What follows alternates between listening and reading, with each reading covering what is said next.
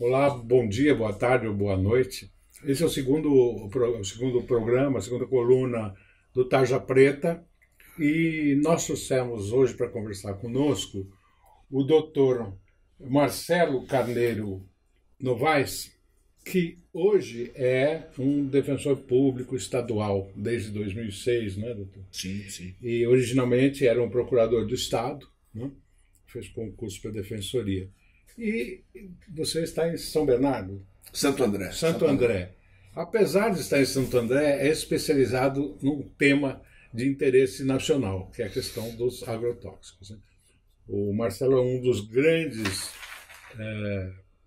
observadores desse conflito da sociedade com os agrotóxicos, e hoje nós vamos conversar com ele exatamente sobre a indústria do agrotóxico, né? Como é que os interesses econômicos se apresentam nesse mundo de agrotóxicos, de defensivos agrícolas, enfim, vamos até discutir essa distinção nominativa, tá?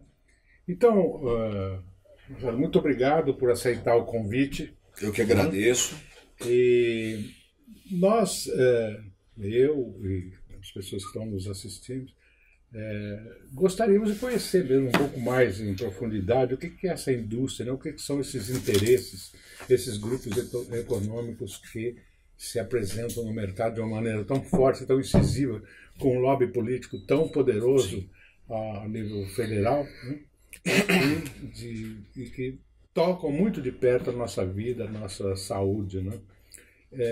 Evidentemente, nós já falamos aqui no primeiro programa, os agrotóxicos são um recurso tecnológico ligado à chamada Revolução Verde, né? Ou seja, aquela busca de produtividade agrícola, né? E eles estão voltados, teoricamente, para isso, para aumentar a produtividade. Custe o que custar, doa a quem doer, né? E nós sabemos que os principais nichos, né, de produção agrícola que consomem agrotóxicos em quantidade são as commodities de exportação, né, especialmente a cana-de-açúcar, a soja, o milho, o café e o algodão, né? Quer dizer, essas commodities são responsáveis pelo consumo majoritário, digamos assim, dos agrotóxicos. E a dinâmica, né, de pesquisa, de registro de novos agrotóxicos tem a ver com as demandas desse setor, né? Sim. Pragas novas que aparecem ou que desenvolvem resistência a alguns agrotóxicos existentes, né?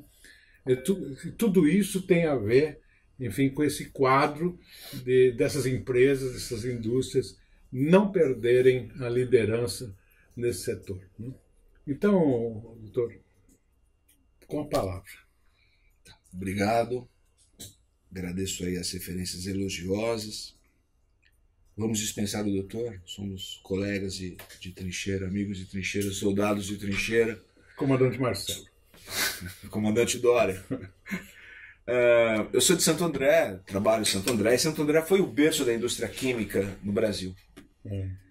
Basicamente no início do século XX, do século passado, até os anos 20, as principais indústrias se concentraram na região do ABC, basicamente na região de Santo André. Hoje são poucas as indústrias químicas, elas migraram para outros lugares, a importação é muito forte, mas o berço foi lá e ficou um passivo ambiental muito forte. E eu comecei a entrar nesse tema por conta do estudo desse passivo ambiental. Só para poder... Porque eu caí nessa discussão. E temos um passivo ambiental grande, com um grande número de áreas contaminadas ali na região do ABC. E a partir daí eu comecei a estudar a questão da contaminação dos alimentos e uma coisa foi puxando a outra, e aí você chega na questão da indústria. Diferentemente, isso é interessante, eu tive refletindo sobre isso recentemente. Diferentemente de outros setores, durante o governo militar, não houve nenhum projeto para o desenvolvimento da indústria de química fina. Veja, nós tivemos na área nuclear, na área aeronáutica, na área mecânica, na área petrolífera. Na química fina, não. E essa química, tanto de fertilizantes como de agrotóxicos, ela teve origem, claro, no desenvolvimento da indústria química, mas com fins bélicos, basicamente na Primeira e na Segunda Guerra. E não sei por que cargas d'água... Mas eu poderia lembrar o agente laranja da Dow Chemical, utilizado no Vietnã, largamente. O gás mostarda. E esse agente laranja é base de alguns agrotóxicos, né? Sim, o gás mostarda, utilizado nas trincheiras da Primeira Guerra Mundial. E não sei por que, parece que houve uma cooptação, inclusive do setor militar, que impediu o desenvolvimento de uma indústria química nacional. Ou seja, é um setor altamente internacionalizado. Não existe uma inteligência no nosso país para a produção de indústria química. Isso é muito importante, porque isso diz respeito à soberania do nosso país no conhecimento científico. E uma coisa... Nós não temos, resumindo, nós não temos patentes nacionais. Nós fazemos formulações, misturas e... Sim, basicamente de conglomerados que se formaram no período das grandes guerras. Tanto nos Estados Unidos, na Alemanha, na Inglaterra, talvez no Japão, agora, recentemente na China, pelo desenvolvimento tecnológico. E uma coisa importante no Brasil, essas indústrias químicas, elas se aproximaram dos governos militares, não só, inclusive antes dos governos militares, com uma grande... elas sempre cultivaram a proximidade com o poder. Tanto que no governo militar, o Goberido Couto e Silva era presidente da Dow Chemical. Uhum. Tivemos o financiamento de operações da OBAN por grupos da indústria química, no caso da Ultra, inclusive foi objeto de um filme, de relatos que existem. Ou seja, parece que houve uma grande cooptação desse setor com o Estado, com a governança do Estado, independentemente dos sucessivos governos que nós tivemos.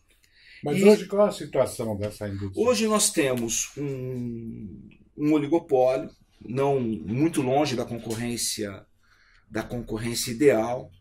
Temos hoje tivemos aquisições recentes, né, de grandes grupos econômicos, mas basicamente algumas décadas atrás nós tínhamos, sei lá, algo como 20, 30 grandes empresas. Hoje nós temos 4 empresas, não vou nominá-las. Eu vou.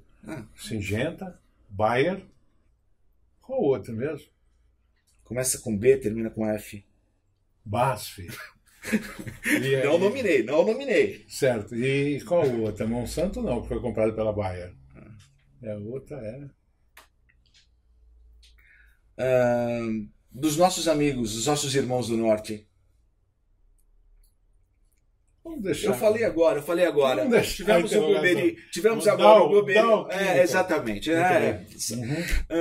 Tivemos essas 4 grandes empresas, claro, sucessivos processos de aquisição no mundo inteiro, e que tiveram um grande impulso na chamada Revolução Verde, na década de 60 para cá, mas usando toda uma tecnologia que já existia para fins bélicos. E que é absolutamente fechada. E não existe, você não vai ver, por exemplo, uma indústria de química fina argentina ou mexicana com o domínio da tecnologia. É como a fórmula da Coca-Cola. Sim, está fechado. E essas 4 grandes empresas atuam no nosso país e basicamente são responsáveis por 80% de todo o consumo de agrotóxicos. E o que é interessante, não só de agrotóxicos agora, mas também de sementes. Nós tínhamos 200, 300 empresas que produziam sementes. E a semente está intimamente ligada com a questão da soberania alimentar do nosso país. Se a Syngenta falasse, a Monsanto falar o seguinte, eu não vou mais vender semente para o Brasil, nós vamos ficar numa situação absolutamente difícil. Porque você não vai conseguir suprir a necessidade do país em alimentos básicos. Você fala semente é obrigatoriamente transgênica ou não? Assim, os agrotóxicos, 80% de todos os agrotóxicos consumidos no país são destinados a 4 culturas: soja, cana, milho e algodão. E essas 4 culturas se utilizam de sementes transgênicas. Ou seja, o que é a semente transgênica? É uma semente que é preparada, que é modificada geneticamente para receber uma grande quantidade de agrotóxico. Quer dizer, ela puxa o consumo. Sim, o nosso consumo foi lá para cima. Além Então, disso... do ponto de vista estratégico, você acha que a questão está na transgenia? Assim, eles dominaram o... Assim, existe a concentração horizontal do mercado e a concentração vertical do mercado. Ou seja, ao invés deles investirem em novas moléculas, vamos ver que nessas novas liberações de agrotóxicos que nós tivemos, salvo engano, nós tivemos somente 2 moléculas novas, e que não eram tão novas. Mas novas no nosso país. A gente tem muita dúvida. Eu ser obrigado a perguntar para você o que é uma molécula. É um patenteado? Como é que é isso? É o princípio ativo, é a concentração do agrotóxico. Vamos dar um exemplo, todo mundo fala de glifosato. A molécula do glifosato é a concentração, é o glifosato em si. É o que faz o negócio funcionar. E depois ele é misturado com outros produtos que potencializam e que podem ou facilitar a utilização daquele produto. Aí surgem marcas, né? Aí surgem marcas. Que usam o mesmo... Vou dar um exemplo comum do nosso dia. Dipirona. A dipirona é o princípio ativo que nós usamos para baixar febre, para analgesia. Tem várias marcas. E tem diversas marcas. E se você pegar uma bula de qualquer remédio, qualquer marca dessa, você vai ver que tem dipirona, aí tem outras substâncias e um Kesper, né? Que estão colocadas ali naquele produto que a gente chama de produto formulado. Então nós temos o produto técnico, que é a molécula, que é basicamente a molécula, e o produto formulado. Essas empresas dominam 80% do mercado de produtos técnicos e de produtos formulados.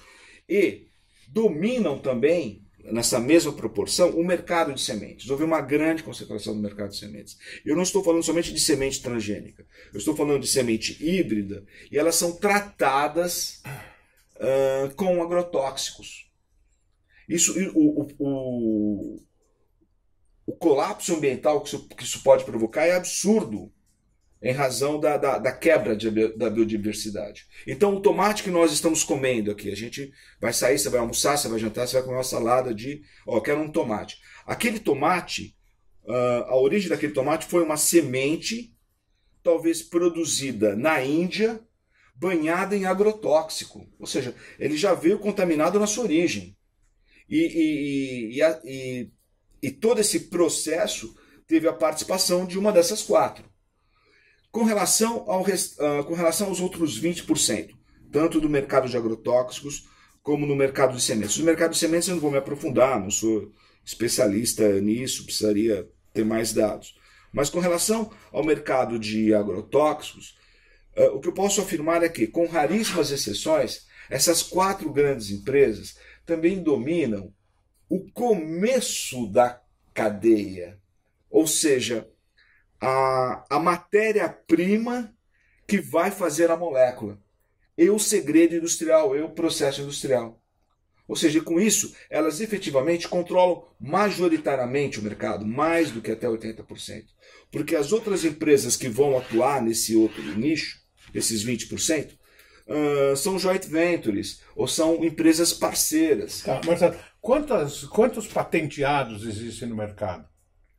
Olha, nós tínhamos, eu não sei no mundo, no Brasil, nós tínhamos 384 princípios ativos registrados em abril de 2016. Há uma mudança muito, porque deixa de existir, aí há uma certa mudança, mas nós tínhamos 384 para 1.800 produtos formulados. 384 produtos técnicos e 1.800 produtos formulados. Então esses 384 produtos técnicos são moléculas diferentes. Sim, moléculas patenteadas, diferentes. Patentes que duram um certo tempo, depois caem em domínio público e podem ser utilizadas por qualquer um ou não. O problema é que quando elas caem em domínio público... Você tem que saber reproduzir. Você tem que saber produzir. E aí, quem tem o segredo, o processo industrial, vai fazer um acordo com uma outra empresa. Normalmente, com uma planta na Índia ou na China e vai vir com outro nome. Mas o processo industrial continua com uma grande influência dessas grandes empresas. Agora, eu li em algum lugar, não sei se é verdade, que para você desenvolver um produto técnico, você gasta 500 milhões de dólares, mais ou menos, é isso? Existe uma molécula que está sendo desenvolvida pela BASF, em parceria com a Mitsui, que, segundo informações do Valor Econômico, ou de um informativo, acho que da Comissão Brasil-Japão, que eles gastaram 560 milhões de euros. E que está para ser lançada mundialmente. A previsão, salvo engano, é um herbicida que vai ser lançado daí chega aqui, em 2020. Então, como é que raciocina, né, essa gente? Chega aqui um bando de ativistas quer impedir o uso disso. Quer um registro, quer uma análise antes do registro, etc. Bom, aí eles se enchem o saco e tratoram, né? Quer dizer, como foi o pacote do veneno, né? O ano passado, e hoje a presença da ministra Cristina no ministério, né? Quer dizer, mandou ver, né? Quer dizer, há uma, digamos assim, uma pressão política muito grande derivada desse custo também, né? Sim, é muito dinheiro envolvido. O mercado, para desenvolver uma molécula, eles gastam, a gente disse aqui agora, falamos há pouco, de 500 milhões de dólares ou 500 milhões de euros numa molécula específica. As empresas, ao invés de investir em novas moléculas que sejam menos ofensivas ao ambiente ou à saúde, elas vão investir o quê? Na produção da semente que vai poder aguentar mais agrotóxico. Então, se nós pegarmos as datas dos princípios ativos que nós temos aqui no Brasil, nós vamos ver que são todas a maioria são todas da década de 70 ou da década de 80. São coisas antigas, porque não interessa para a indústria gastar 500 milhões de dólares numa nova molécula, e se ela pode gastar 500 milhões de dólares em sementes, que vai produzir um lucro muito maior. Ou seja, é a lógica do lucro sem qualquer impedimento.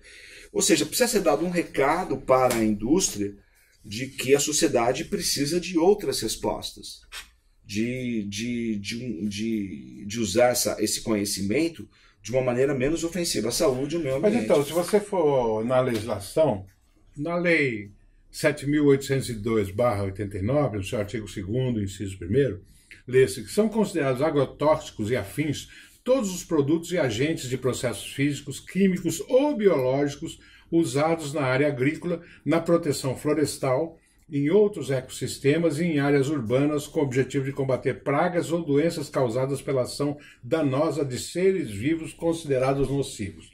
Bom, vamos deixar de lado o que é um ser vivo nocivo, não é? Mas você está falando de químicos. Aqui a lei fala de biológicos também. O que é um agrotóxico biológico? Bactéria. Mas você tem um movimento, digamos, ambientalista, que às vezes fala, não, devemos desenvolver agentes biológicos de combate a pragas, né? Quer dizer, então tem um lado aí do mocinho na lei? Depende, uma bactéria pode ser um antrax. Depende.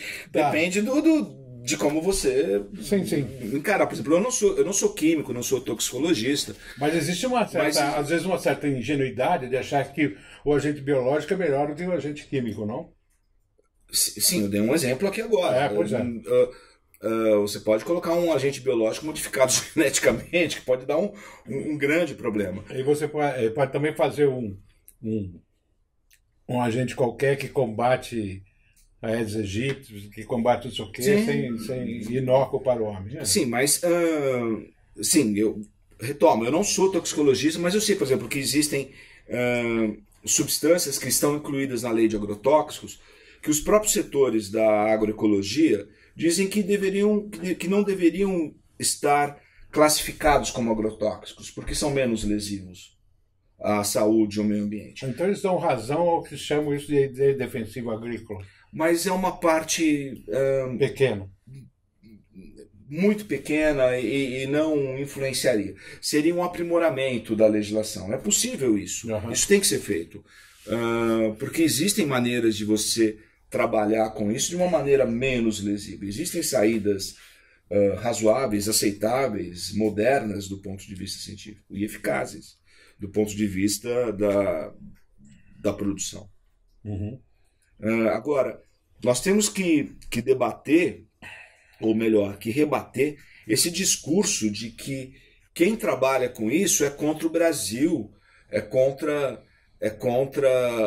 o desenvolvimento. Nós estamos falando de uma situação em que a governança e o controle sobre esse setor econômico, não só da indústria, mas como todo do agronegócio, é extremamente diminuto. Parece que os órgãos de controle, os órgãos de controle foram cooptados pelo discurso do interesse econômico, que prepondera sobre tudo. Essa questão, por exemplo, das sementes tratadas com fungicidas. Isso é extremamente perigoso para o meio ambiente. Você não vê mais pássaro. Eu estive semana passada no interior, você não vê passarinho, estamos no inverno, era para ter revoada de andorinhas, você não vê isso. O uso de inseticidas, a falta de informação. O IBAMA, por exemplo, ele divulga com base nos dados fornecidos pela indústria, veja bem, como o setor que tem que fiscalizar trabalha com os dados do próprio fiscalizado. Há uma inversão de valores. Total. Divulga dados somente sobre o quantitativo de princípio ativo. Ou seja, são informações que ligam o nada ao lugar nenhum. Por exemplo, o glifosato pode ter uma classificação toxicológica 3, mas o produto formulado, ou seja, aquele que é vendido, que é aplicado, pode ter um grau de concentração ou um determinado componente, um sal, que muda essa classificação para super perigoso, para grau 1, que é o mais perigoso de todos. Existem produtos, por exemplo, que são vendidos e que são aplicados, em que há a junção do glifosato com o 2,4-D. Que é outra molécula. Que é uma outra molécula, que é um outro herbicida. Ou seja, que potencializa esses dados. O IBAMA não divulga esses dados de comercialização. Uhum. Divulga somente do princípio ativo. Ou seja, nós ficamos sem ter o quadro completo dessa informação. Não só a questão da comercialização, da própria composição. Se nós pegarmos um produto formulado em qualquer loja agrícola, qualquer um, você vai ver que tem ali 25% do princípio ativo, 25% de equivalente ao princípio ativo, ninguém sabe o que é equivalente ao princípio ativo, e 50% de outras substâncias. Isso num país onde morre uma pessoa a cada 2 dias. Ou seja, se uma pessoa entrar num hospital com intoxicação aguda por agrotóxico, ou se um avião despejar agrotóxico em cima de uma escola, tal como acontece costumeiramente, não é um caso isolado, o médico vai fazer o quê? Acender uma vela, rezar um Pai Nosso? Por quê? Porque ele não conhece a composição para aplicar os antídotos que estão à disposição dele pela ciência médica. Você tem, no conjunto dos agrotóxicos, inseticidas, fungicidas e herbicidas, né? Sim. Qual é o mais perigoso? Que conjunto desses é o mais perigoso? Olha, essa é a questão vexaminosa. Eu já conversei com pessoas que dizem, olha, depende do produto formulado, da concentração, do grau de concentração.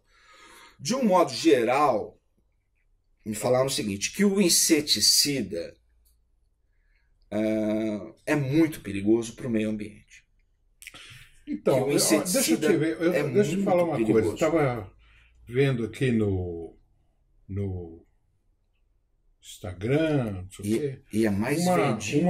Veja só, um anúncio de um seminário feito pelo Departamento de Entomologia da Exalc, no dia 5 de novembro, sobre insetos. Diz assim, a vida colorida das borboletas. Isso é bacana. A incrível sociedade das abelhas. É bacana se elas sobreviverem. Sim. O combate ao mosquito da dengue. Perfeito. Insetos bons e ruins para a agricultura. Quer dizer, um caráter moral dos insetos aí que eu acho já complicado. E descubra o uso dos insetos na alimentação humana. O que é, né? Uma coisa que a FAO andam recomendando. Coma insetos, não sei o quê. Mas o mais surpreendente é isso, que o apoio a essa iniciativa é da Bayer da Syngenta. O que é isso? Eles são assassinos de insetos e apoiam algo que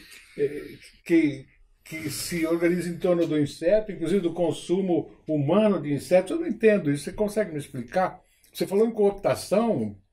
O que é isso aqui? Assim, existe o... Vamos lá. Eu acho que existem 1.500 trabalhos na França sobre neonicotinoides, que são inseticidas que são em vias de ser proibidos na comunidade europeia agora, acho que 2020, porque produzem danos aos polinizadores. E eu desconheço qualquer trabalho científico feito no Brasil sobre neonicotinoide. Quer dizer, a ciência produzida está a serviço do interesse econômico. Isso de uma maneira geral. Mas isso é vexaminoso para a Exalc, hein? Assim, eles têm um histórico de trabalho conjunto com o Embrapa, com essas grandes empresas. A Exalc também tem grandes quadros, inclusive na questão da agroecologia. É uma questão absolutamente delicada. O que eu posso colocar, ou seja, a ciência brasileira está andando de muletas. Uma ciência independente. Fazer ciência nesse país é uma coisa independente, é extremamente trabalhoso. Vejamos, te dou o exemplo do neonicotinoides. Agora, sobre os dados de comercialização do IBAMA, a gente volta sobre a questão da transparência, da necessidade da transparência. O Brasil importou, assim, basicamente 70% desses produtos técnicos e produtos formulados são importados. Não são feitos no Brasil. Uhum. Quando é feito no Brasil, ele não é produzido no Brasil. Ele é formulado, é uma indústria de formulação. Você... Que nem fazer ração. vai colocando ali, põe na embalagem e manda. O maior valor de importação é de inseticida. Ou seja, o Brasil importa mais o inseticida tiometoxan, em termos de valores, do que o próprio glifosato. Sim, inseticida... O dado que nós temos aqui, em 2012, a importação de 2,1 bilhões de dólares, né? De inseticidas só. Sim. E mais do que o próprio glifosato 2,4-D. Eu não sei como é que foi a evolução disso, porque o glifosato virou commodity, abaixou o preço no mercado em razão da perda da patente. Precisa ver a evolução dos últimos anos. Mas, de uma maneira geral, nessa fotografia que a gente tem de 2012, que é o relatório do BNDES, informa que o tiometoxan vendeu mais do que o próprio glifosato, assim como o fungicida vendeu mais do que o 2,4-D. E são extremamente lesivos ao meio ambiente. Esse tiometoxan, por exemplo, é um neonicotinoide que é apontado como extremamente maléfico para os agentes polinizadores. E vejam que isso tem uma íntima ligação também com a soberania alimentar. Por quê? Porque sem polinizador você vai ser obrigado a comer o quê? A proteína, carne, frango, porco, galinha. Frango e galinha é demais, mas vai comer proteína animal, que é basicamente milho e ração, que é produzida por milho e soja ou de outras culturas onde você não depende tanto da polinização. Isso vai provocar uma padronização da alimentação no nosso país de maneira absurda. Por quê? Porque daqui a pouco, eu imagino que para você achar um maracujá que precisa de polinização, você vai ter que importar isso daí, ou importar abelha para fazer polinização. O inseticida é o que é utilizado basicamente em pulverização aérea. Hein? A pulverização aérea é extremamente perigosa. Pulverização aérea no estado de São Paulo, em 2015, alcançou 11,82% do território do estado de São Paulo. Dados obtidos pela Defensoria Pública. 11,82%. Só em janeiro de 2018 foram 6 mil quilômetros. Eu contei isso na mão, 6 mil quilômetros com os relatórios. É muita coisa. E olha que o estado de São Paulo não pulveriza tanto. Esse produto é utilizado para cana. Eu fico pensando, como uma pessoa vai comprar 3 hectares lá na região de Piracicaba ou de Ribeirão Preto para produzir maracujá? Não vai conseguir. A produtividade dele vai ser zero.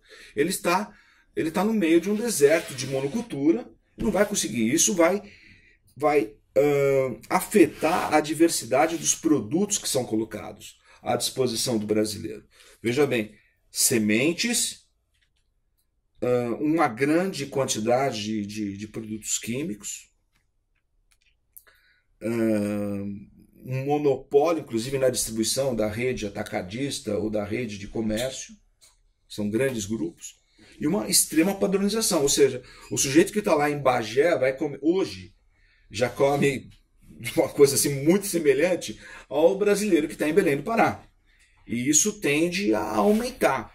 Mesmo porque esses grupos, a grande parte dos produtos disponibilizados nas redes dos supermercados são produzidos por tradings que exportam commodities produzidas no Brasil, commodities agropecuárias produzidas no país. E a pérola de tudo isso é um setor que movimenta 33 bilhões de reais, a indústria de agrotóxicos, a de fertilizantes movimenta praticamente o dobro. E tudo que eu falo sobre agrotóxicos também vale para fertilizante. A de semente é um pouco menos, é bem menos.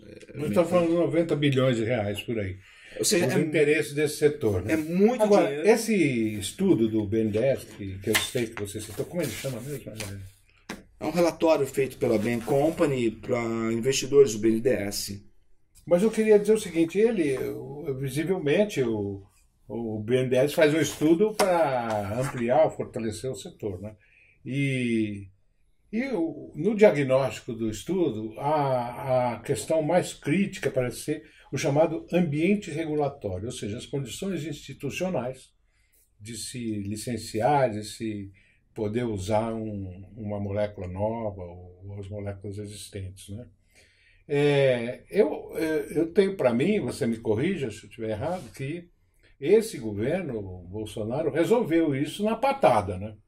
Quer dizer, não tem mais, não tem porquê, nós vamos liberar o uso dos agrotóxicos de maneira massiva. Né? Quer dizer, existia, digamos assim, uma demanda reprimida e eles liberaram tudo. Né? São 290 agrotóxicos só nesse ano. Né? Então, o que seria um ambiente regulatório razoável? Né? Porque, por exemplo, o BNDES aponta que a liberação ou condenação de um produto novo leva de 4 a 5 anos, enquanto você tem na Argentina, nos Estados Unidos, em outros lugares, que leva 2 anos e meio. Né? Quer dizer, existe um atraso aqui, ou uma retenção, uma dificuldade de análise, sei lá, ou tudo isso junto, que faz desse ambiente regulatório uma situação bastante adversa e que esse novo governo procurou resolver na porrada. Né? Bem, o que você tem a dizer sobre isso? Sobre essas recentes liberações, majoritariamente de produtos formulados, não de produtos técnicos. A molécula, acho que do produto técnico que foi, os produtos técnicos já eram antigos e não existiam no Brasil e são questionáveis, pelo menos no que eu andei lendo. A liberação desses novos produtos pode ser uma bênção, pode ser uma maldição. Sei. Pode ser uma bênção, pode ser uma maldição. Se eles forem menos tóxicos do que os que nós já temos, uma bênção. Se eles forem mais tóxicos, uma maldição. Mas não há análise. Assim, eu peguei um produto específico, um princípio ativo específico. Por exemplo, o glifosato. Nós temos 115 produtos feitos com a base de glifosato. As liberações de 2016 e 2017 para cá são mais da metade do que eu vi de produto novo com base em glifosato. Veja bem, o glifosato pode ter um grau de periculosidade, vamos supor, 3 para a saúde humana, e o produto pode ter 1. Em primeiro lugar, tem que ter transparência. Tem que ter transparência. A gente não sabe o que é pulverizado, o que é vendido, a quantidade, os valores. É uma grande caixa preta. A sociedade, primeira coisa, a gente tem que abrir a janela e falar o seguinte: nós temos que saber que não sabemos o que está sendo utilizado. Por isso que nós falamos em tarja preta. Sim, tem que abrir a janela. Isso, eu falei isso numa audiência pública, isso tangencia a improbidade administrativa. Um órgão público que regula a matéria não fornecer os dados de comercialização, por exemplo, dos inseticidas, e o quantitativo, e os valores disso daí. Isso é um absurdo, alegando sigilo industrial. Isso tangencia a improbidade administrativa. Só não caracteriza o delito porque eles se socorrem de uma interpretação legislativa e não existe crime com base em interpretação de lei, mas é uma interpretação absolutamente equivocada. Por isso que eu digo, tangencia a improbidade administrativa. Não saber o conteúdo do que existe num produto que é aplicado, que produz intoxicação, costumeiramente pode produzir intoxicação, o próprio fabricante diz. Mas veja, toda a pesquisa e desenvolvimento desses produtos são feitas normalmente nos países sérios. Se você pegar a bula de qualquer produto desse, você fala assim, não aplicar com mais de 30 graus Celsius. Não aplicar com umidade do ar inferior a 50%.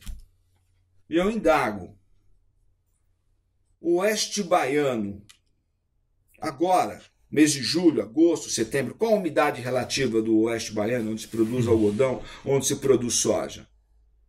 Eu aposto o meu salário que ela é inferior a 50%. Na época de cultivo da cana, dezembro, janeiro, fevereiro, eu aposto que as aplicações são feitas além de 30 graus Celsius no Mato Grosso do Sul, no Mato Grosso, nas plantações de soja com pulverização. E se oficiarmos ao DPEM, ao Departamento Penitenciário Nacional, que tinha que cuidar dos nossos presídios, de todas as estatísticas criminais, quantas pessoas estão presas por crime ambiental nesse país? 85% das aplicações de pulverização aérea são contrárias às normas colocadas pelos próprios fabricantes. Isso é sério. 85% são contra as normas dos próprios fabricantes. Mas como é que se chega a essa situação? É uma omissão pública? É uma falta de consciência social? O que é? Porque, afinal de contas, se você olhar no cenário mundial, há movimentos ambientalistas bastante ativos e capazes de impor limites a esta farra, digamos assim, de agrotóxicos em vários países, não é mesmo? Há uma briga ferrenha. E você acha que é uma deficiência da nossa política anti-agrotóxicos? Esse movimento é mundial. Uhum. Em 2015, 250 mil pessoas ocuparam Berlim contra o tratado que tinha cláusulas secretas e que derrubava barreiras sanitárias. Nós estamos falando de um poder econômico mundial e que está ligado com o sistema financeiro. Uhum. Veja bem, basicamente 90% da venda de agrotóxicos, não só de agrotóxicos, mas de todos os agroquímicos, aqui no nosso país, são feitas pelas empresas diretamente ou por intermediário de cooperativas ou revendas, mas em operações conhecidas como escambo. O nome é sugestivo, escambo. Uhum. Te dou uma miçanga, você me dá a saca de soja daqui a 6 meses. Dá o pau-brasil, te dou o agrotóxico aqui e você me dá o pau-brasil daqui a... Miçanga, espelho. Uhum. Que no mercado se chama de barter, operações de barter, traduzindo escambo. Uhum. Veja bem, as empresas, como é feita essa operação? O produtor precisa do químico, da substância química, do agrotóxico, ou da semente, porque são operações casadas agora, ou do fertilizante. Emite uma cédula do produtor rural, que é endossada por uma dessas empresas, que joga para trading. Nós temos 5 tradings que dominam todo o comércio de alimentação no mundo inteiro, que joga no mercado financeiro. Isso vai girando títulos e títulos de crédito até ser travado o preço num contrato de hedge, ou seja, tantas sacas de soja, menos 8, preço de Chicago, data tal. E esse hedge vai virar mais 10 hedges, e que podem ser liquidados no exterior. Ou seja, então a gente está falando de um complexo, não é só a indústria química ou da indústria de agrotóxicos, a gente está falando de um complexo hidro, porque a gente está exportando água. Eles não pagam. A água não entra na conta nem água nem eletricidade, entra na água na tabela de custos de produção de commodities. Nós estamos falando de um complexo agro, hidro, mineral, porque é o que existe na indústria dessa indústria química ou no seu entorno, que é o do agronegócio, financeiro, comercial, exportador. Ou seja, o modelo que nós temos, o nosso modelo econômico é um modelo dependente, que não produz ciência, onde o lucro vale mais do que a vida e do que o meio ambiente. Marcelo, o que você está dizendo é que nós que somos contra isso somos impotentes. A menos que os alemães vão para a praça pública e falem, não, Bayer, agora você vai ficar aqui quietinha. Bem, eu sou um técnico do direito, mas vou me aventurar numa opinião política. Sim. Pela liberdade que nós temos aqui. Eu acho que o primeiro passo para você fugir de uma prisão é saber que você está preso. Se você não souber que você está preso, você não consegue fugir. Nós estamos enredados nessa situação. E precisamos... Graciliano Ramos, preso, dizia assim, tanto faz para mim estar preso ou estar solto. Nós estamos... Tem que saber, o segundo ponto, tem que ter a vontade de fugir. Saber que está preso e ter vontade de fugir. É indignação. Não pode ser impotência. A impotência tem que virar indignação.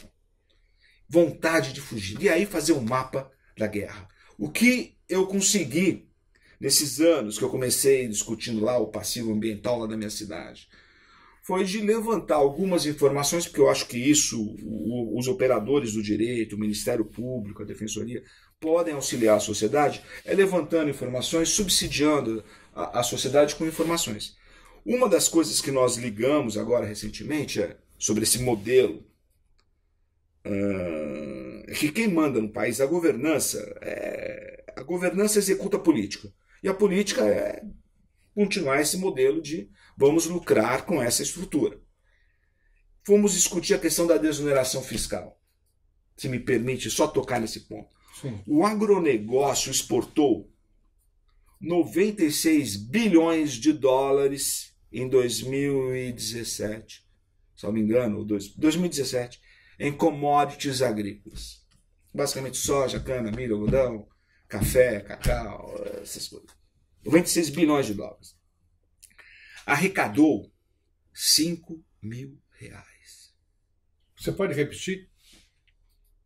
1, 2, 3, 4, 5 mil reais em imposto de exportação.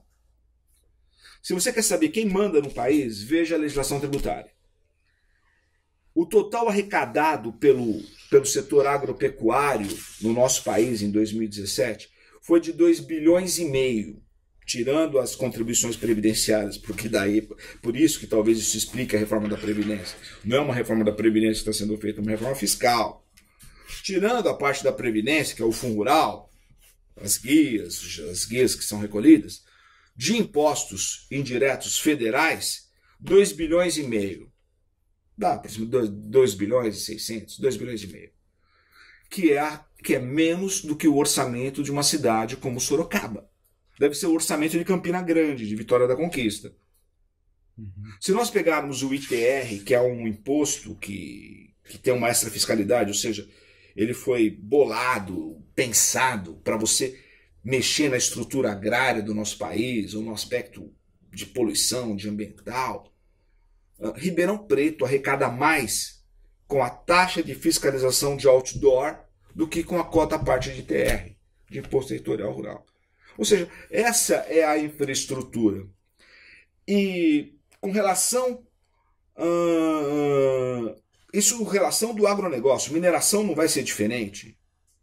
Não vai ser diferente também mineração. Afora a questão dos hidrocarbonetos, de petróleo, de gás, onde se tentava uma nova política. Então você está dizendo que eles vendem agrotóxicos, que é uma coisa bastante lucrativa, porque é quase um oligopólio, né? Envenenam e depois você tem esta exportação também vultosa, que não paga imposto. É mais ou menos assim o panorama que você traça, não é? Assim, e sobre o agrotóxico, eles fizemos um estudo recente, teve até uma audiência pública produzida pelo Ministério Público Federal, onde a própria empresa, o sindicato das empresas, afirma na petição que eles colocam no Supremo Tribunal Federal, tá? na ADI 5533, o movimento 256 dessa petição. Se alguém entrar no site do Supremo, consegue pegar o relatório, um estudo tributário, onde eles falam que movimentaram 33 bilhões de dólares, 33 bilhões de reais no ano de 2016,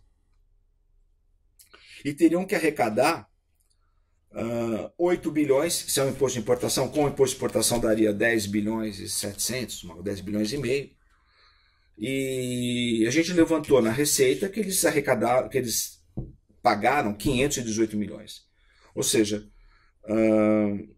tem uma desoneração fiscal, uma renúncia fiscal com relação a esse setor da ordem de quase 8 bilhões de reais. E aí, se nós considerarmos que o produtor rural, quando compra o agrotóxico, abate essa despesa da renda bruta tributável, eu estou falando de 30 bilhões, que são basicamente por médios e grandes produtores rurais que têm renda, eles deixam de pagar o imposto de renda. O imposto de renda não incide sobre isso. É como nós, nem pessoas físicas... IPI e a base de cálculo do ICMS é reduzida também. Assim, isso está dentro daqueles 8 bilhões, tá. Que é subestimado. Eu estou sendo assim absolutamente parcimonioso com relação a esses números. Eu prefiro ser criticado por ser econômico do que por ser exagerado. Eu não posso cometer o risco de ser exagerado quando eu falo desses números, porque são estimativas. Sim. Mas elas são basicamente maiores. Ou seja, 8 bilhões. E se nós considerarmos a renúncia fiscal da dedutibilidade desse agrotóxico, porque é um insumo, nós consideramos, aplicando uma alíquota de 20% sobre 30 bilhões, você tem mais 6 bilhões. Ou seja, nós podemos afirmar que não digo desoneração, porque o termo é outro, que o subsídio tributário concedido à indústria de agrotóxicos no nosso país supera 14 bilhões e meio de dólares, 14 bilhões e meio de reais ano, sendo subestimado. Eu não estou considerando o IOF, que teria que ser cobrado daqueles inúmeros títulos que vão ser jogados no mercado, que são os derivativos. Porque aí nós chegaríamos a outros números. Mas veja bem, num litro de um produto que vale R$100, R$33 é transferência de custo de dinheiro público. E digo mais, esses produtos são vendidos pela indústria. E a indústria, há um estudo de uma consultoria tributária, eu não pude avançar muito nisso, mas eu acho que vale a pena essa investigação. Depois eu até posso estar disponível na internet sob o título Os Custos Ocultos da Operação de Barter, onde esse consultor afirma que se analisar, se nós analisarmos os balanços dessas grandes empresas no exterior, nós veremos que grande parte do lucro dela se faz nas transações de venda, do empréstimo que elas concedem nessas operações. Mas então, quer dizer, no fundo, para se fazer dinheiro no mercado financeiro, infelizmente precisa de uma base material, né? Sim. Então, todas essas transações precisam de bases materiais. E nós somos bastante tolerantes, né, com os problemas relacionados com o uso desses agrotóxicos, né? Sim. E esta tolerância tem implicações de saúde pública muito graves. Essa nossa conversa está se alongando, nós vamos a semana que vem continuar, se você aceitar o convite. Claro. Então eu gostaria que você falasse suas palavras finais aí na data de hoje. Sim. Agradecer o convite. Temos que saber que estamos presos. Não podemos perder a vontade de fugir. Tem o sol lá fora, essa escuridão. Isso daí não é para sempre. Além do colapso ambiental, existe o colapso social, o colapso na saúde. E que o que nós falamos, quando a gente puxou esse fio da indústria, nós estamos falando de uma transferência de renda da sociedade. Isso é mais do que externalidade negativa. Externalidade é você tropeçar num buraco na calçada. Negativo. Transferência é o que você faz de um amigo para o outro. Isso é apropriação de recursos públicos para o setor privado. Temos que dar nome aos bois. Se eu estou na rua e caio num buraco, é problema externalidade da prefeitura, de que passou, ou piso no cocô do cachorro que deixou, isso é de vida em comum. Se alguém aponta um revólver na minha cabeça, isso se chama assalto. Então a gente tem que dar nome aos bois. Isso é transferência, é apropriação de recurso público pelo setor privado.